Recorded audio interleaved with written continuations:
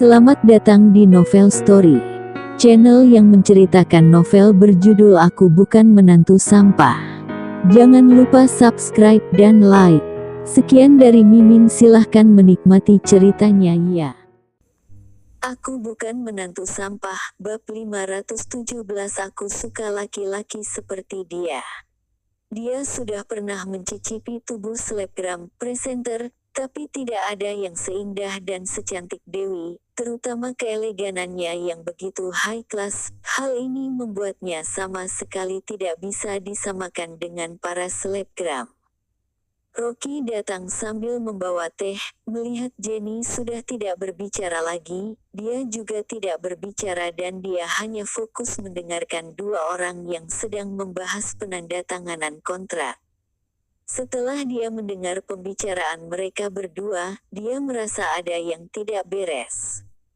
Kontrak ini senilai 300 miliar. Menurut ketentuan kontrak, Dewi sudah memberikannya keuntungan yang banyak, tapi dalam pembahasannya ada keuntungan 40 miliar lagi yang harus diberikan kepada mereka. Dengan kontrak yang seperti ini, walaupun tidak rugi tapi keuntungan yang didapat tidak banyak. Yang membuat hal ini semakin bingung adalah ternyata Jenny yang mengusulkan 40 miliar ini diberikan kepada mereka. Jenny yang biasanya sangat rakus, tiba-tiba uang sebesar 40 miliar diberikan kepada mereka, rasanya matahari seperti sedang terbit dari barat. Selang berapa lama, Dewi sudah menyelesaikan pembicaraan kontrak ini dan besok mereka akan secara resmi menandatangani kontraknya. Kontrak ini penuh kejanggalan, walaupun keuntungan yang didapat tidak banyak tapi yang diminta Dewi hanyalah nama dari perusahaan Arta Cloud terpampang jelas untuk proyek ini. Industri konstruksi dari kota Sambing memang berkembang pesat saat ini dan modal yang diserap sudah 10 kali lipat dari kota Gopo dan dia tidak boleh berpuas diri jika dia ingin mengembangkan perusahaan Arta Cloud menjadi perusahaan yang besar. Keanu berdiri dan berkata sambil tersenyum, untuk merayakan kerjasama kita hari ini, malam ini aku akan mentraktir kalian makan malam. Sebuah kehormatan bagi kami, kata Dewi sambil tersenyum ramah. Keanu berkata sambil tersenyum, baiklah kalau begitu aku yang akan mengatur acara malam ini dan Dewi kamu tidak boleh merebutnya dariku. Mendengar hal itu Dewi merasa sedikit terkejut dan tidak nyaman. Hubungannya dengan Keanu hanyalah sebatas hubungan kerja sama proyek dan mereka tidak begitu mengenal satu sama lain. Cara dia yang langsung memanggil namanya bukannya sudah terlalu sesuka hatinya. Selain itu, dia juga tidak ingin banyak bicara lagi dengan dia setelah makan malam nanti. Tapi karena perusahaannya memegang peranan penting, Dewi dengan terpaksa mengiyakan Keanu, lalu berkata, Direktur Keanu, tolong panggil saya Direktur Dewi saja. Baik, kamu juga jangan lupa ajak suamimu datang. Keanu berkata sambil tersenyum lebar, mari hari ini kita semua saling mengenal, mulai hari ini kita semua adalah teman. Baik, kata Dewi sambil mengangguk dan juga merasa lega.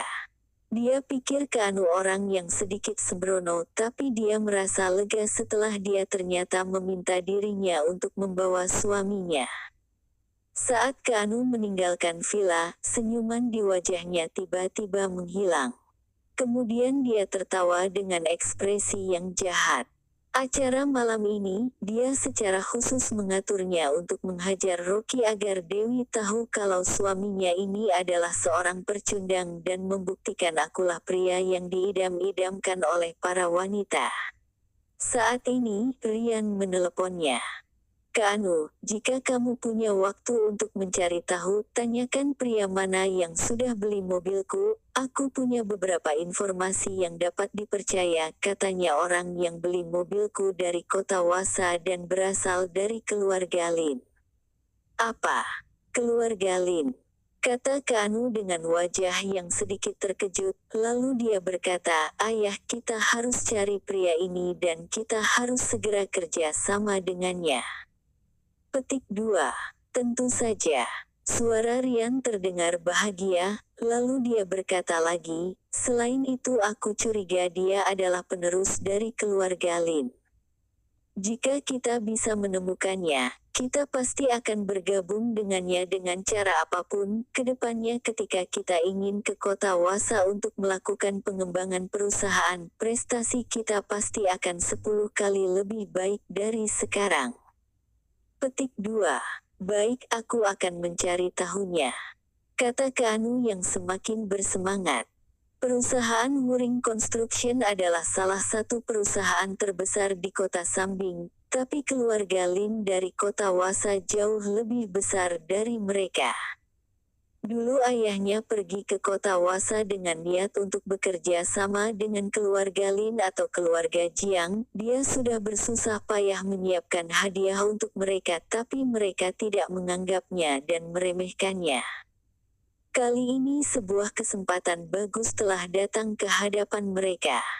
Freska duduk di sebelahnya Keanu dan melihat wajahnya begitu bersemangat. Hal ini membuat Freska terkekeh dalam hati.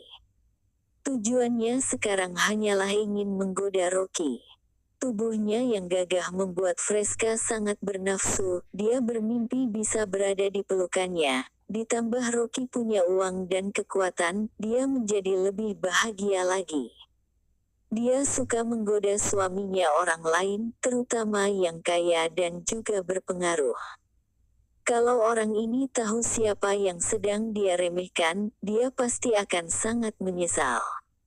Freska tidak kuasa menahan senyumannya setelah mengetahui Keanu meremehkan Rocky. Keanu dengan tidak puas berkata, "Ada apa denganmu?"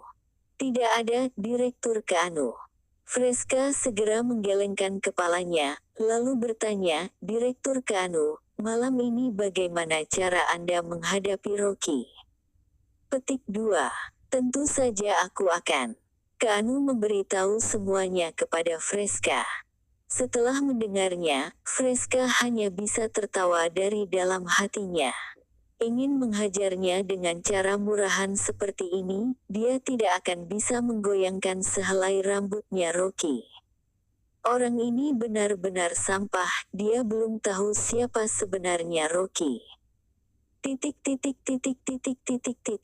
Di malam harinya, Rocky dan Dewi bersama-sama pergi ke pesta. Dewi takut kalau Jenny akan asal berbicara, jadi dia memutuskan untuk tidak membawa Jenny ikut dengannya. Perjamuan perayaan diadakan di restoran Gobes, semuanya berjalan lancar. Keanu juga bersikap sopan dan juga elegan. Hal ini membuat perasaan defensif Rocky menjadi lebih rileks. Apakah Keanu benar-benar hanya berbicara tentang bisnis? Namun Freska masih berpakaian sangat terbuka, dia duduk di dekatnya dan sering mengedipkan mata kepadanya. Dia membuat Rocky merasa canggung. Untung istrinya bersikap biasa saja dan tidak cemburuan seperti sebelumnya. Setelah selesai makan malam, Keanu mengundang satu asosiasi. Asosiasi ini juga memiliki dana investasi dari perusahaan Wuring Construction. Asosiasi ini terutama digunakan oleh bos besar yang punya aset lebih dari 20 miliar untuk menegosiasikan bisnis. Selain itu mereka juga menerapkan sistem VIP. Pemilik asosiasi ini berasal dari kota Sambing, dia bernama Eric dan dia tidak begitu menonjol.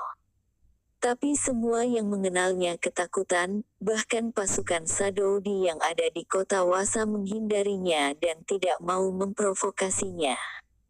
Eric terkenal dengan kekejamannya di kota Sambing, dengan nama Bos Ryan yang dia bawa, dia mengendalikan setengah dari pasukan Sadow yang ada di kota Sambing. Dia datang ke kota Gopo, karena tahun ini Keanu telah berinvestasi beberapa proyek di kota Gopo. Dia adalah pemilik asosiasi, dia juga mengelola proyek ini untuk Keanu dan juga melindungi keselamatan mereka berdua. Kak Anu secara khusus membuka pintu mobilnya dan meminta mereka berdua untuk masuk ke dalam.